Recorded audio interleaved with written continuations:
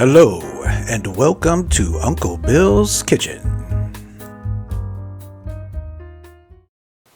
Hi, and welcome back to Uncle Bill's Kitchen. Really happy to see you back here again.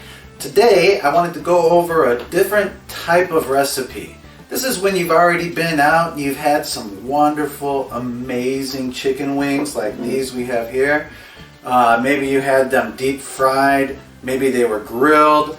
But now it's the next day and you're really hungry and you're just not sure exactly how to make things work.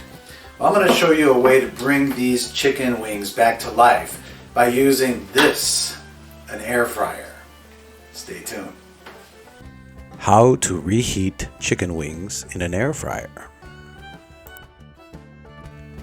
First thing we're going to do is place our chicken wings into our basket. Make sure they're not overlapping. Try to separate them as much as possible. Then we're going to place them into our air fryer.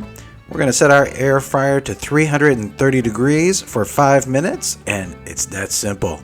Come back after 5 minutes.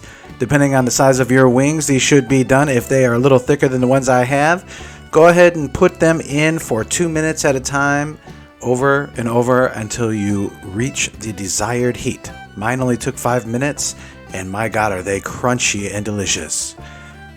Serve them up with a side of ranch dressing, maybe some French fries, and you have yourself a nice little snack. Thanks for stopping by Uncle Bill's Kitchen. We hope you enjoyed today's episode. Please be sure to hit that like button if you did, and don't forget to subscribe. It helps our channel a lot. And by the way, all of you people who are sharing our recipes on the interweb, thank you so much. We really appreciate it.